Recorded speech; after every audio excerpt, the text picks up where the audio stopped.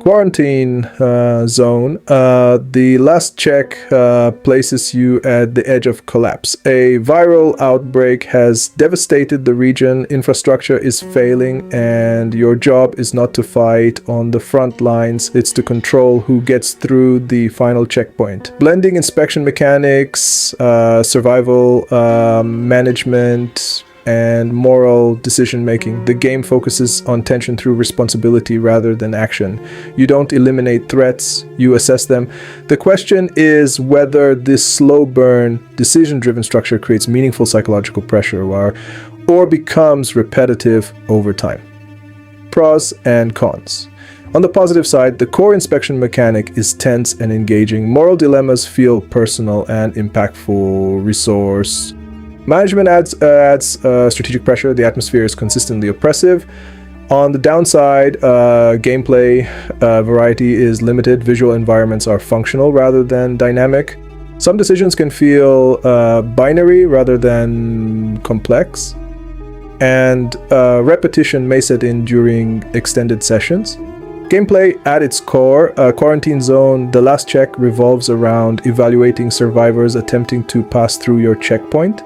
Each individual presents documents, medical scans, and behavioral cues. You must decide whether they are infected, hiding symptoms, or safe to enter.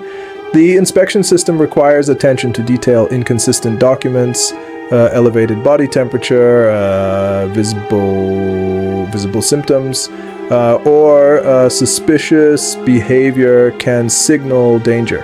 However, not every infected person shows obvious signs, forcing you to rely on partial information. Every decision carries consequences. Allowing an infected person inside risks spreading the outbreak. Denying entry to a healthy survivor may cost innocent lives.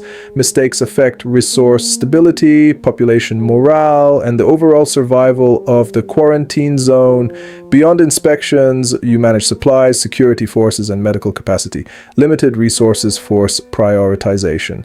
Do you allocate more testing kits, increase armed patrols, or reinforce medical units? The pressure escalates as infection rates rise. Story and themes. The narrative unfolds gradually through daily events and radio communications. You learn about collapsing regions, political instability, and the human cost of containment measures. Themes of authority, trust, and moral compromise are central. The game forces you to balance public safety with empathy. There are no perfect outcomes, only calculated risks. While the overarching plot remains understated, smaller individual stories create emotional weight. Certain decisions linger because they feel personal rather than abstract. Atmosphere and presentation.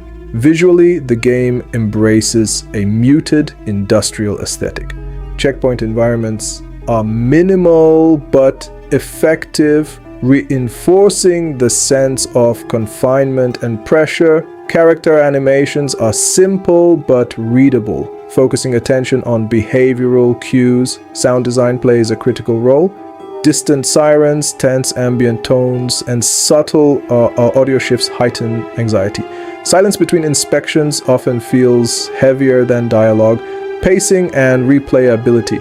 The day-by-day structure creates steady escalation. Early stages feel manageable, but complexity increases as infection spreads and resources dwindle.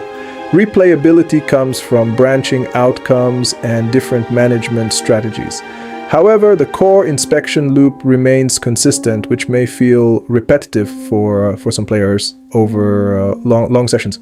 Final verdict, Quarantine Zone. The last check is a focused, tension-driven management experience that thrives on moral ambiguity and psychological pressure. It transforms routine inspection mechanics into meaningful decision-making under stress. While limited gameplay variety and repetition may reduce long-term appeal, the core concept is executed with clarity and consistency. For players who appreciate slow burn tension, ethical dilemmas, and management under pressure, this is a compelling and unsettling experience. Final score, 8 out of 10.